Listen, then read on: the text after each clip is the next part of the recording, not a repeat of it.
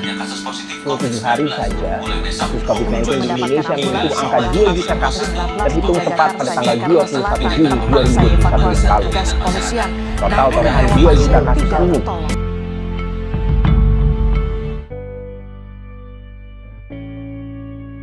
Halo, nama gua Haikal.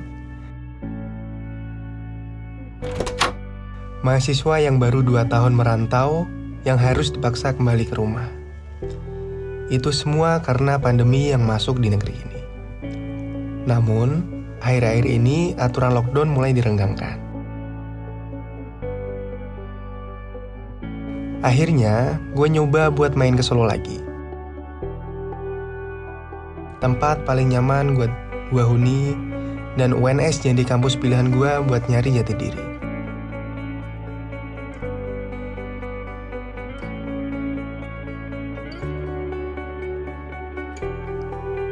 Hari pertama di Solo, gue pengen ketemu banget sama teman-teman gue. Pengen tahu sih apa sih mereka yang rasain pas pandemi kayak gini.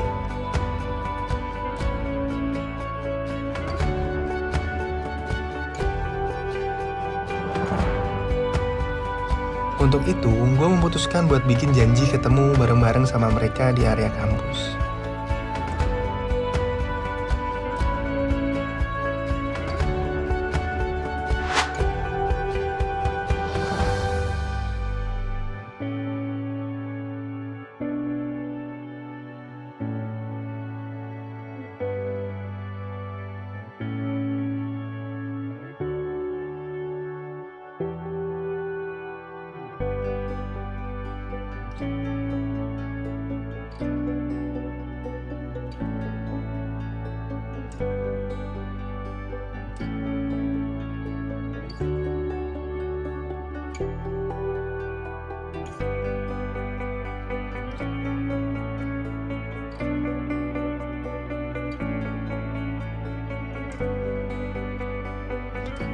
Hal pertama yang cukup terlihat, perbedaannya adalah gak ada lagi jabat tangan atau salaman yang normal. Tapi, ya sudahlah, gak apa-apa.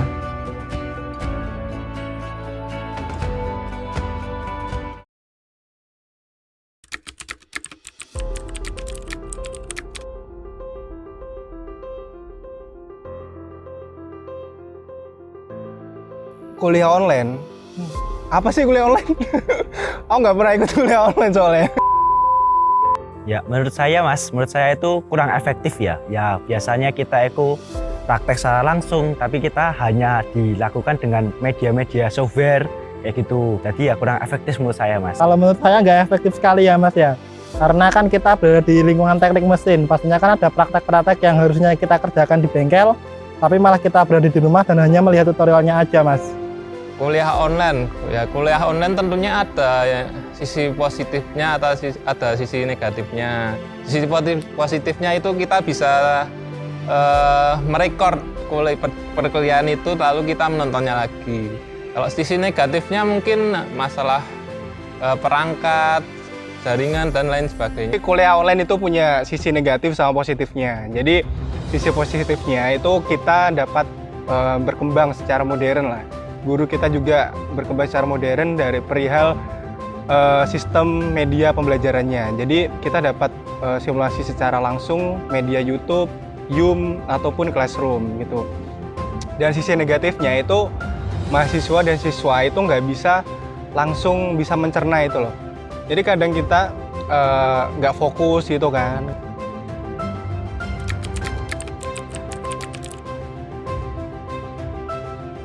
Tidak bisa bertemu doi di kampus. Kalau kendala saya yang terutama itu jaringan. Soalnya kan banyak dari tugas-tugas dosen itu diberikan via grup WhatsApp dan harus menonton tutorial di YouTube. Nah, kendala saya di situ. Kadang kalau suruh nyari materi atau lihat video tutorial itu sering buffering. Jadi saya download dulu video di malam hari, baru bisa saya lihat di pagi harinya. Kalau kendala kuliah online itu biasanya kita terkendala oleh HP juga, kadang HP, kadang jaringan, kadang juga kuota juga. Nah, kendalanya itu yang pertama tentunya jaringan, Mas, karena ya kita rumahnya masing-masing berbeda. Kalau di rumah saya itu jaringannya kadang tinggi, kadang rendah seperti itu Mas. Itu yang pertama. Kendalanya ya kayak perangkat, jaringan, terutama saya yang mempunyai perangkat kentang ini sangat susah buat mengikuti perkuliahan online. Jadi kuota kalau di kuliah online itu biasanya lebih dari sebulan itu biasanya yang 10 giga itu kita harus 2 kali lipatnya. Itu 20 giga itu baru bisa sama-sama membagi ini buat internet, buat sosmed, dan ini buat kuliah online tersebut. Yang kedua itu fasilitas, laptop, HP, kadang HP itu sampai panas Mas ya. Jadi ya kita harus jaga-jaga seperti itu Mas.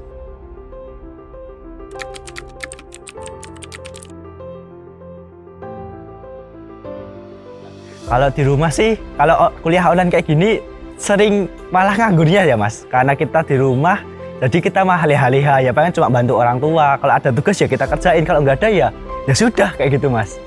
Kalau di rumah itu biasanya ya disuruh bantu orang tua, main game, rebahan, ya gitu. Ya karena kuliahnya online saya sering gabut sih. Paling juga main game, terus ya bantu orang tua. Kalau di rumah cenderung gabut sih sama merawat orang tua itulah. Soalnya orang tua juga sakit gitu. Jadi kita harus dituntut untuk kayak mencari hal-hal baru yang ada di rumah gitulah.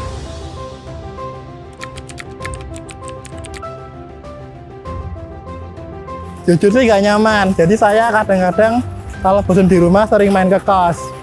Nah, kalau kuliah online di rumah itu menurut saya tidak nyaman ya, karena pada saat kita kuliah itu kita bisa saja disuruh orang tua buat bantuin apa gitu, terus masalah perangkat juga gitu. Kalau kuliah di rumah itu nyaman banget sih menurutku. Jadi kita itu bisa kayak sambil kerja. Kalau dikatakan nyaman atau nggak nyaman sih sebenarnya nyaman-nyaman aja Mas. Soalnya kan kita ketemu orang tua, sering berinteraksi di rumah. Jadi kita itu bisa dapat berkarya itu loh di rumah. Tapi ya kadang ada nggak nyamannya. Kita nggak bisa ketemu teman-teman, nggak bisa explore main kemana kayak gitu Mas.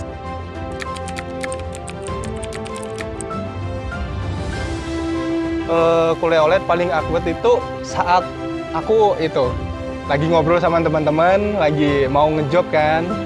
Itu kan rame banget kan, di wedding itu kan rame banget. Jadi itu suara soundnya itu nyampe dosennya gini, "Mas, tolong dimatiin." Itu ujian pasti. Nah, waktu ujian itu biasanya kan kita itu sering kerjasama Mas. Itu lebih mudah kayak gitu. Itu menurutku yang lebih berpengalaman buat saya pribadi kayak gitu. Dulu waktu kuliah pernah alarm saya bunyi yang pertama itu. Terus saya lupa matiin mic. Itu ngobrol sama orang tua saya. Jadi obrolan saya sama orang tua masuk ke Zoom meetingnya.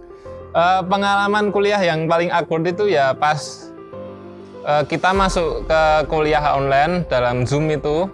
Nah, secara tidak sadar itu misal mic kita atau kamera kita itu on, nah itu padahal kita itu lagi rebahan atau kegiatan yang lainnya begitu. Karena saya nggak memperhatikan kuliah, jadi ya udah bebas aja nyampe dosennya itu diskonekkan itu audio saya. Lalu, gimana ya nasib para penjual makanan di sini? Apa sih yang mereka alami karena adanya pandemi COVID-19 kali ini?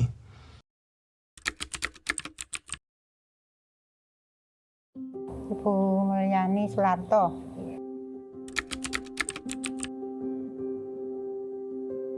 Di Ngendengan Jebres, RT 1 RW 16 Timur UNS Pusat.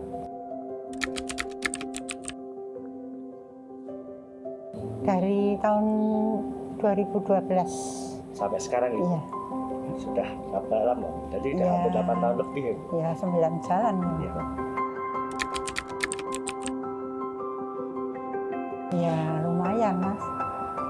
Kalau penghasilan tuh kan ya tergantung, kalau siswanya banyak ya untungnya ya lumayan. Kalau siswanya sedikit pas ada liburan apa itu ya disyukurilah.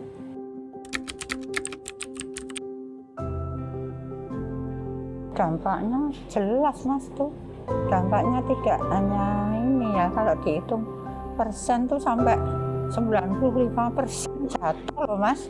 Iya tuh, kan tadinya seandainya omsetnya itu sehari 600, Iya. sekarang mau cari uang 100 saja susah Mas. Iya. Sangat bagus aja dia, Bu. Iya.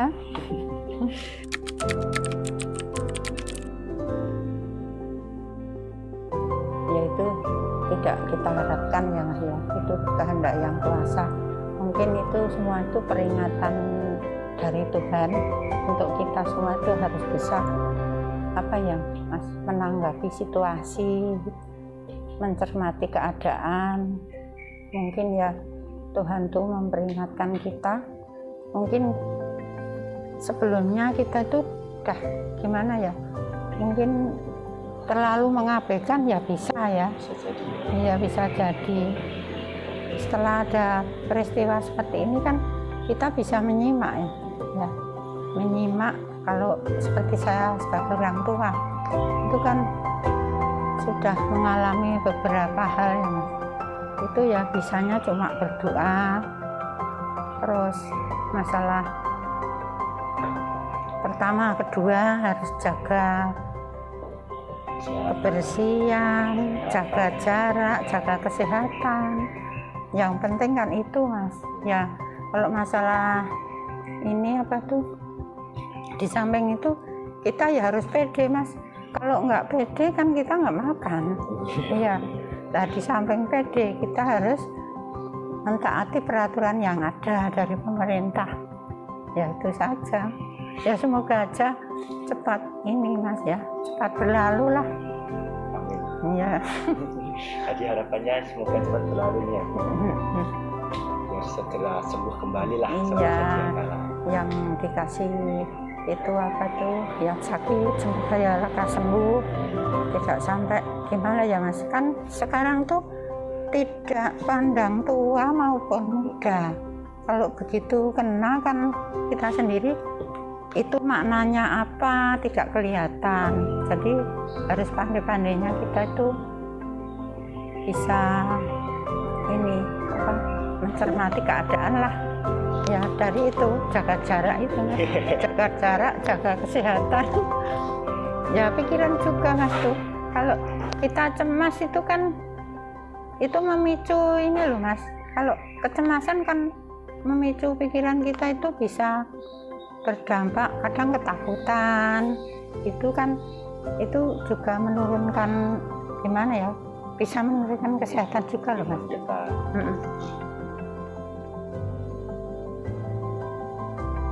Ternyata pandemi tak hanya menyulitkan para pencari ilmu, tapi juga berdampak di segala bidang. Baik itu pendidikan, transportasi, usaha makanan, sampai tempat wisata sekalipun.